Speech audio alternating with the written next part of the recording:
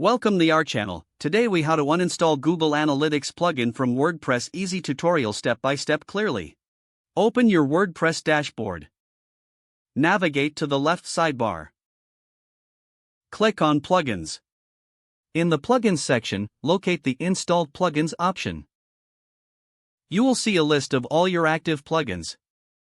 Scroll through the list to find the Google Analytics plugin. Once located, you will see options such as Deactivate and Delete.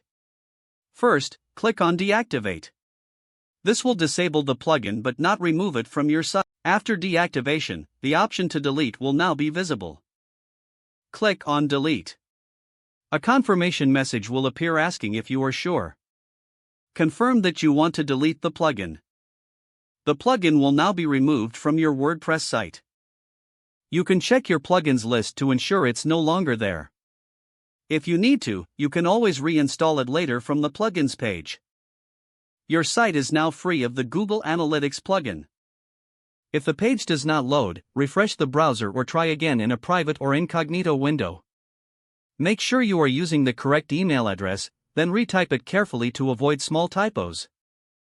If your password is not accepted, use the reset option and create a new strong password you can remember. Check your spam folder for verification or security emails, then complete any requested confirmation steps. Enable two-factor authentication if available to improve account security and reduce unauthorized access risk. After signing in, review your profile details so your contact information and settings are accurate and current. If you see an error message, note it down and try again after restarting your device and internet connection.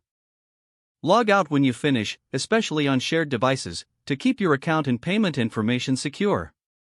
If the page does not load, refresh the browser or try again in a private or incognito window. Make sure you are using the correct email address, then retype it carefully to avoid small typos. If your password is not accepted, use the reset option and create a new strong password you can remember. Check your spam folder for verification or security emails, then complete any requested confirmation steps. Enable two-factor authentication if available to improve accounts. After signing in, review your profile details so your contact information and settings are accurate and current. If you see an error message, note it down and try again after restarting your device and internet connection. Don't forget to like this video and subscribe to our channel for more step-by-step tech guides.